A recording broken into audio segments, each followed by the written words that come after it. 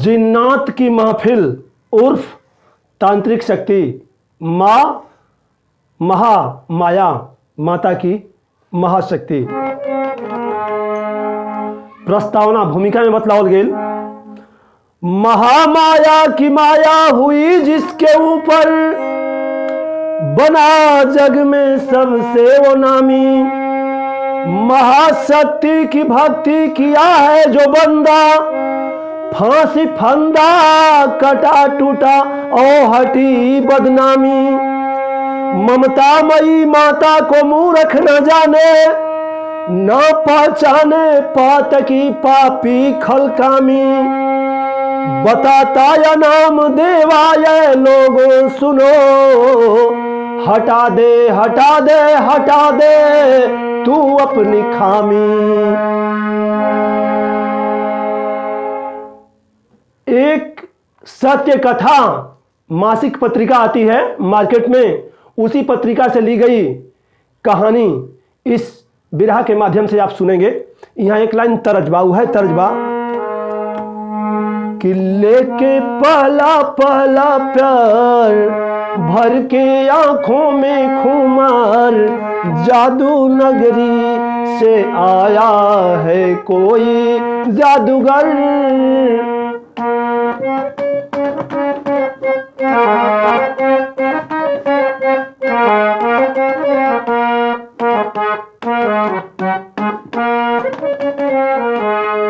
Film CID से तर्ज रहा है, मगर भाव दिहल गई हमारे बिरहा के अंदर कहना है, का कहना हो कि मेरी बात तो सुन लो यार, तू करना सभी से प्यार, सच्चे प्रेमी से बताना तू यहीं। बात की शुरुआत हो गई।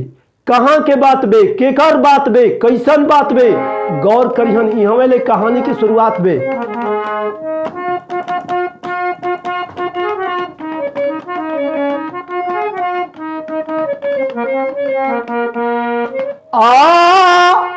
देवी दयामयी माता तू आद सती हो, युक्ति भुक्ति मुक्ति जगदम्बे भक्ति हो।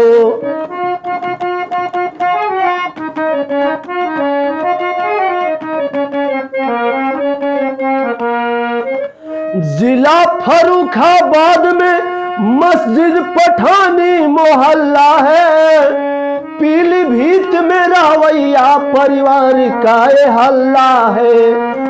तांत्रिक कपूर से धोबिन शारदा बताई है, सयानी मेरी बीना बेटी चल रही पढ़ाई है।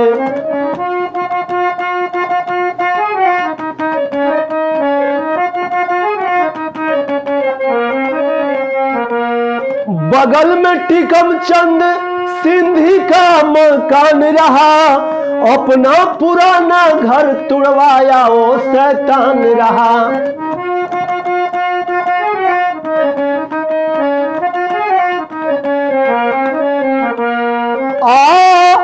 छत के ऊपर फरीदा आफा पगली का कब्र रहा, सिंधी की 16 वर्षिया बहन को नहीं सब्र रहा। करके जादू टोना कहीं बीना को पिलाए हैं, पिता तुल्य हो के सिंधी नरक में गिराए हैं। उसी रोज से बिना की दशा बहुत खराब हुई, पवित्र इत्र पुत्री मेरी गंदी शराब हुई। थोड़े समय हम पूरी बतिया बता देनी है नजम के लाइन में, मगर उमा इतने बात बा कि पीलीभीत जिला फर्रुखाबाद में मस्जिद पठानी मोहल्ला बा, वही पीलीभीत गली में एक शारदा नाम की धोबिन है, उसकी एक लड़की बीड़ा है और उनकर भाई दिनेश भी बाड़न। दिनेश बाहर रह के पढ़त रहलन। उ जो है लड़की बीड़ा, वो धोबिन के बगल में एगो टीकम चंद सिंधी रहलन। टीकम चंद सिंधी एगो पुराना घर तोड़वा के अपन नया मकान बनौलन। तो उनकर 16 वर्ष की जो बहिन रहे वो पागल हो गई। तब उस सिंधी कैलन का कि एक दिन उसी बीड़ा को, बीड़ा और सिंधी की वो बहन जो है सखी थी, सहेली थी, तो सहेली सखी के नाते बीड़ा जात रहली सिंधी के घरे और सिंधी के उस 16 वर्ष के बहनियां आवत रहे बीड़ा के घरे। तो बीड़ा जब गई तो वो सिंधी की लड़की, सिंधी की सौरी बहन पागल थी और सिंधी थोड़ा सा एक दिन कैलन का कि कुछ जादू टोना टोटका करके ओ बेसन के कढ़ी बनौलन, बरी या कढ़ी भात खाए के दहलन, खिया के नया नया कपड़ा पहिरौलन और ओकरा बाद फिर कहलन कि बेटी तोहरों के हम मानी ना। आखिर जब उ घरे ओ नए नए कपड़े पहन करके बेसन की कढ़ी भात खा के आई है तो घरे औते आवत उ बेड़ा कैली का, अरे तोड़ा फोड़ा शुरू कैली,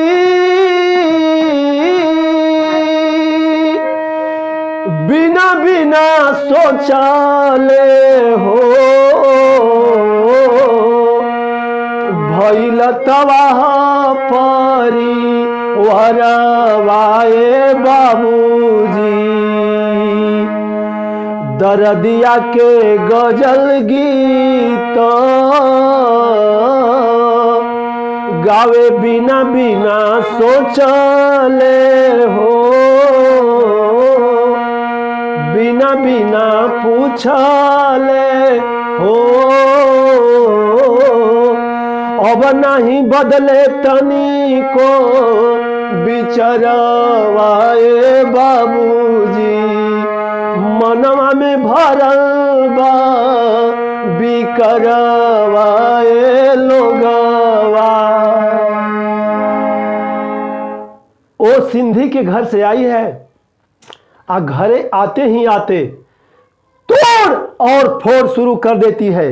इतने ना जवन लड़की अपन भाई या बाप के सामने बैठत ना रहे, कुछ बोलत ना रहे, आज उ लड़की गजल गावत बे, गीत गावत बे। लोग सोचे लगल कि आखिर भइल का। एक दिन लोग मना करने के लिए उसका पिता दौड़ा और कुछ कहा कि तुम चुप नहीं रहती है। आखिर वो गीत गजल कौन गावत रहली। फिल्म गॉड एंड गॉन में कोई गीत आई रहे कि बन गई बन गई बन गई यार मेरे सैया की सरकार। ये तो गॉड एंड गन फिल्म के तर्ज रहल, मगर आज एक बोल रही है, गा रही है, क्या कर रही है, आ गई आ गई आ गई यार मस्तानी जवानी बहार, मदिरासी मस्ती ली आंखें मेरे जौवन पे निखार, आ गई आ गई आ गई यार मस्तानी जवानी बहार। ई बात के सुन के मना करने के लिए उसके गार्जियन, उसके पिता चलते हैं। अपने पिता को थप्पड़ दिखाकर एक बात बोली है, कहत यह है कि हमके बीना मत समझ। अरे तू बीना समझ रखा है, मैं बीना नहीं हूं, मैं क्या हूं। यहाँ एक लाइन तर्ज दिहल गई, बड़ा करेंटली तर्ज बा। कुछ दिन पहलवा लोग गावत रहे, आरे सुन सन लागेला घरवा दुआरवा तहिएले। एक कई गीतिया के हेरा फेरी कई के लोग हजार के बाजार में टहलावेला। आ यही के देखी कैसे कहल गई,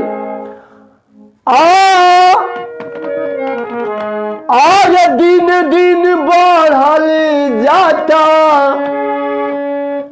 तेल पेट्रोल कंट्रोल मोदी जी, रुपया पैसा के मोल कंट्रोल मोदी जी, रुपया पैसा के मोल कंट्रोल मोदी जी। मगर बिरहा के अंदर भाव दिया गया। कहना है अब्बासी बेगम के जब गार्जियन मना किया है, अब्बासी बेगम एक बात कहती है क्या, वो बीड़ा बोली है अब्बासी बेगम हई हम बुझा जान बिना हमारा के, हसीना हई हम कह जन कमीना हमारा के। बतौले बे कि अकेला ही नहीं खी, संग ही सहजादी बिया छोट की बहिनिया, दिनेश डरैला सुना आगे के कहानिया, आदाब अर्ज करो तानी, आदाब आदाब आदाब अर्ज करो तानी, तोहरा कतीन हमारा के, हसीना हई हम कहजन कमीना हमारा के। जब इतनी बात ही कह लेबे तो घर के लोग समझ गए कि नहीं, या तो इसका दिमाग खराब है या तो इसके दिमाग पे कोई जरूर असर है। आखिर ऐसा एक कभी नहीं कह सकती है लड़की। तो वो लड़की के लेके लोग एगो बहुत नामी रहलन ध्रुव नारायण कपूर तांत्रिक, उनकर शिष्य मोहम्मद कमर भी रहलन, उनकर शिष्य दाता राम भी रहलन। उन्हीं यहाँ वो लड़की के लोग लिया गए आ कहल कि बाबा देखी। आखिर वो अपने शिष्यों के साथ जब देखना शुरू किए, पहचाना शुरू कैलन, वहाँ भी बीड़ा बोल लेबे कि तू का चढ़बसन, तू का कुछ करबसन, तोहनी कि हम बहुत कुछ कर दे। ध्रुव नारायण कपूर पंडित जी कहलन कि देखा चला का बात बा, तनी देखा। दाताराम से वो बीड़ा कहती है कि अरे तनी एगो गजल सुनाओ तो हमरा के, जहाँ हम रहत रही तहाँ कोठा के मालकिन रही रे। आप हर बहुत गजल चुनी, बहुत गजल सुनत रही, आ जौन जौन गजल सुनत रही उहे सबसे सुनत रही, आ लोग सुनावत रहे, तुम एगो सुनाओ। दाताराम एक चेला एक गजल सुनाना शुरू किया है उस बीड़ा को, उस बीड़ा के प्रेतात्माओं को। कौन गजल सुनौलन दाताराम? वह गजल बा कि तेरे प्यार में हम सफर न हुए, हर घड़ी हर पल याद आए तेरी मुझे, ओ बेवफा दगा दिया तूने मोहब्बत में हमको, तेरे प्यार में हम सफर न हुए। गजल सुन करके झूम उठती है बीड़ा और कहती है वाह वाह। और तब तक दातारा में वो काम कैलन है, एक बाल्टी पानी लेके और ओकरे देहिया पे फेंक दिहलन। और जब फेंक दिहलन तब वो कहती है लड़की, क्या भिगोया आपने, इस तरह नहीं भिगोया जाता मेरी जान, मुझको कहीं अकेले में पूरी तरह भिगो देना मेरी जान। इतनी बात लोग सुनल तो काल की जरूर बेस्याओं की आत्माएं इसके ऊपर हैं। आखिर देखें बाबू धीरे धीरे पहचान शुरू भई। अब लोग लोहबान कपूर जलाई के अब तांत्रिक उपचार शुरू कैलन हो, ऐसे कुबलवावे शुरू कैलन कि अब तू सही सही बोल कि तू बालिक के। अब यहाँ एक लाइन तरज बा, है तरज बा कि बहिनी हो बीरनवा देईदा, मैया हो ललनवा देईदा, वतनवा करनवा अपन तनवा के गहनवा दैदा, बहिनी हो बीरनवा दैदा, मैया हो ललनवा दैदा। यह तर्ज रहल। मगर धीरे धीरे जब ही अपन आता पता बतावे शुरू कैले बे, तब एक तांत्रिक उन लोगों को अपने तंत्र विद्या से, मां की शक्ति से जलाना शुरू करता है प्रेतात्माओं को। और जब प्रेत आत्मा सब जय लगल बाबू, अंतिम में मैं प्रमाण दूंगा कुल कितनी प्रेत आत्माएं थी। आखिर देखें, अब्बासी बेगम जरल, बेगम शहजादी मरल, दुनहु के बतिया सुना, बिरह में बिरह भरल, मुस्लिम हिंदू दंगा भइल, जान कुर्बान भइल, बेस्या बनावल गईली, शहजादी के बतिया रहल, हिंदू मुस्लिम दंगा भइल, सब कर जान कुर्बान भइल। ओ अब्बासी बेगम बोली है कि मैं जो हूं राजा राम नाम के ब्राह्मण से प्रेम करने लगी, और वो पंडित जी हम बेस्या रहली तब उनसे प्रेम होते हैं। आखिर एक दिन के बात बा कि मुझको लोग बेस्या बनाने लगे, और जब बेस्या बना दिए तो एक दिन हिंदू और मुसलमान के दंगा भइल। वही दंगा में मुसलमान लोग वो पंडित जी के मार दहलन, और हिंदू लोग हमरा के मार दहलन। तब तक अब यह हमार कहानी बे, ओकरा के लोग जरा दिहल, और जब जल गई तो उसके बाद देखें भाई क्या, अलविदा खुदा हाफिज तोहके हो सिकंदर, हमहू चली रे दिहलीना, छोड़ के बिना के बदनिया, हमहू चली रे दिहलीना, भटियारिन याफा जो कर संगही फरीदा, हमहू चली रे दिहलीना, छोड़ के बिना के सौरिया, हमहू चली रे दिहलीना। ओ आज वो शहजादी बेगम बोली है कि ठीक है, आप जब कहते हो ध्रुव नारायण कपूर तांत्रिक पंडित जी बाबा, तो तोहार कहना हम मानता नहीं, हम जाता नहीं। कलन की लड़की तोहार कौन गलती कैले बे, झूठे ना लोग सतावे आयल बड़ू। ओ लोग बोली है कि हमनी के एकरे ऊपर धरा देहल गेल बा, रस्तवे हमनी के नहीं मिलत, अगर मुक्ति का रास्ता मिल जाए तो हम लोग मुक्त हो जाएं। लेकिन ऐसे ऐसे लोग हैं कि मुक्ति का रास्ता भी नहीं देते हैं, इस पर से उस पर, इस पार से उस पार, इसमें के उसमें, माघ में के पूस में करे वाला मूर्ख लोग बस इस दुनिया में चल रहा बा। आखिर देखें बाबू, पंडित जी ओ ध्रुव नारायण कपूर बोला है कि ला हम रास्ता देता नहीं, जरान देता नहीं, थोड़ा सा कष्ट हो लेकिन तो के मुक्ति हो जाई। ओ मुक्ति दे दिए, ओ आदाब कह के अलविदा बोल करके चली गई। आज जब चली गई तो वो करे बाद फिर अब लड़की के शांति मिलल, और तब कुछ देर के बाद फिर लड़की शुरू हो गई बे, आ फिर शुरू हो गई बे कहले बे कि अरे हमके चिन्हत अरे रे, ये पूछलन कि तुम, तो कहले बिया कि हम भटियारिन हैं, हम आफा हैं, फरीदा हैं। फरीदा के भेजलन, अब्बासी बेगम के भेजलन, बेगम शहजादी के भेजलन। ओकरे बाद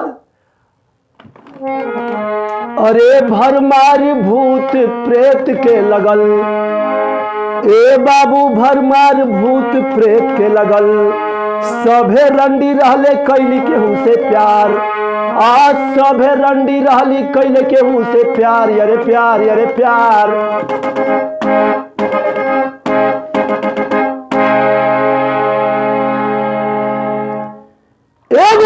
कहले कि हमार नाम नूर जहां हो, हम ना जाइब तोहरा नियम तांत्रिक या मांत्रिक या ओझा सोखा केतना अइलन गइलन हमके चिंता नहीं खो, चिंता नहीं खो।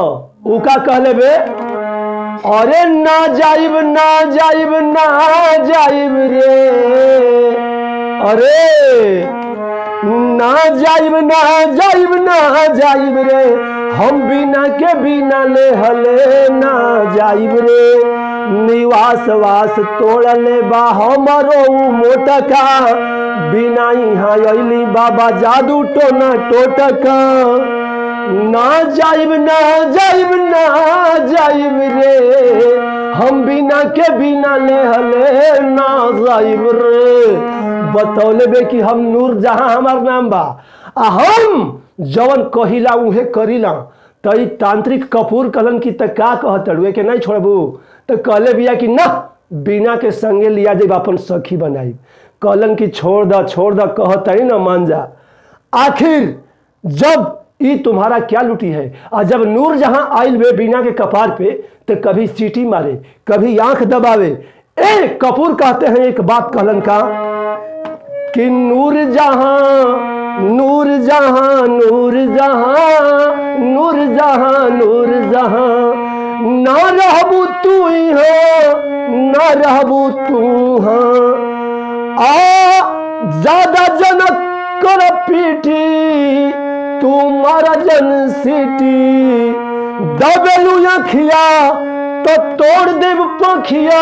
नूर जहां नूर जहां नूर जहां नूर जहां न रहबू तू यहाँ न रहबू तू हाँ।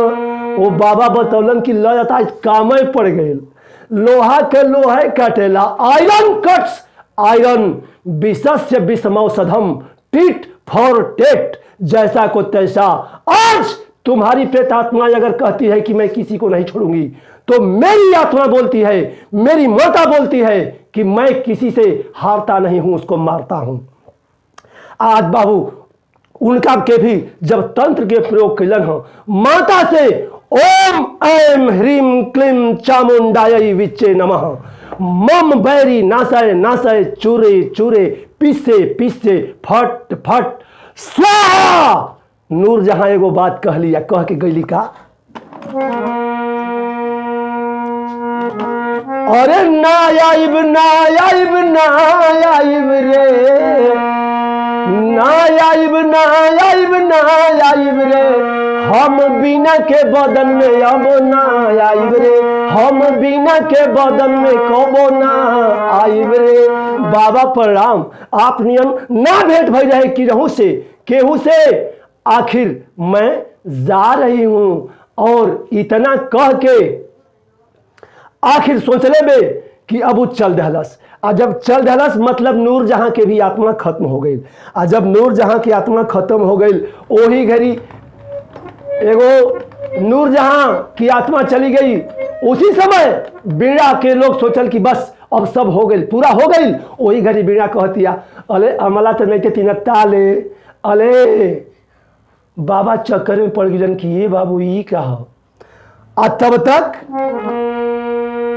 अरे बाबा हो कवन बाबा धन रउआ बानी जी कहिया के हरदी चले रउआ बानी जी। बड़ा जोर शोर से चल रहा बा सो लगन बड़ा तेज चलल बा। सब में कोरोना भाग गई बैंड बाजा सुन के आई गीत सुन के।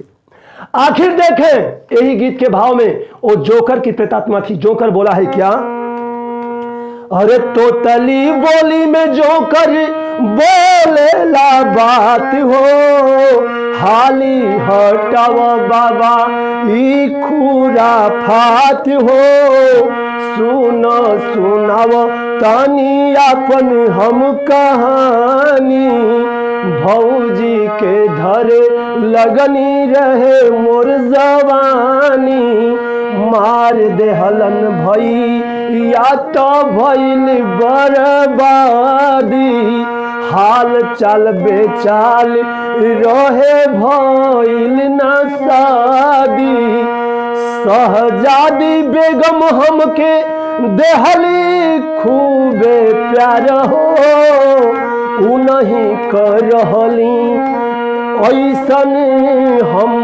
आपन यार हो। बतौले बा उ जोकर कि है समाचार बा मगर जोकरवा के भाषा में हम बताओ तनी कैसे कि तोतली बोली में जोकर बोले ला बात हो तोतली बोली में जो कर बोले ला बात हो, तह दादी बेगम हमते आलिया तवा बाबाई तुला पातो, तू न वतानी अपन अमताहानी, बौदी ते दले लगनी लाए मोल दवानी, माल देलन भैया तो बैल बोला बादी, आल तल बेताल लोए बोल न दादी, अरे तो दादी बेदम हम थे डली तू बे प्यालो, उन्हीं तो लगी ओथलियम प्यालो। जो करवा कहले बा कि ए बाबा हम बड़ा दिन से हमारा आत्मा तड़पता, हमरो केरवा मुक्ति दे देती तो बहुत आपका आभार रहती, बहुत बड़ी कृपा होत। अब बाबा कहलन की ठीक बात, तो हरो की मुक्ति देहनी, उस जोकर की आत्मा को भी मुक्ति दे दिए, वो जोकर की आत्मा भी मुक्त हो गई। अब ध्रुव नारायण कपूर और मोहम्मद कमर दाताराम सब सोचलन कि अब मिली आराम, अब सब खत्म हो गई। आ तब तक नतीजा निकलल, फिर लड़की घबराई लेगो बात कह लेबे। आ का कह लेबे,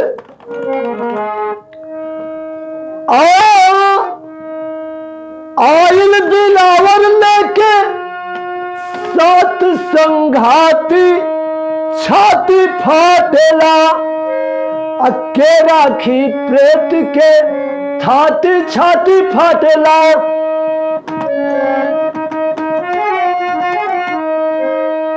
अखिलेश नादिरा नूरी अब्दुल मिजाला ललिता, 50 प्रेत समाप्त सुधरल बिना के हालिता। अजय स्वर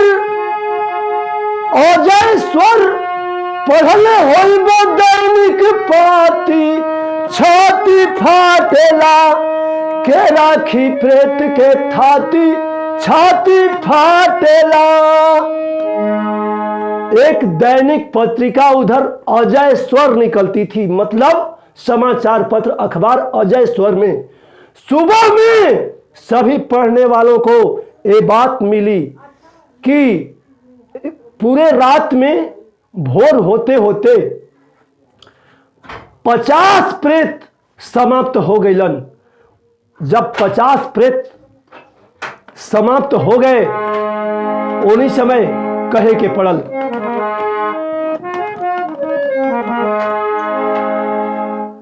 और जाके देखो सुघर शांति छा गई,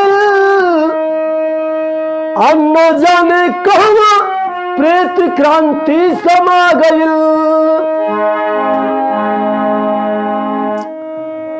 महादेवैश्वरी क्षत्रज्ञ गुरु बेचन स्वर्ग सिधारे।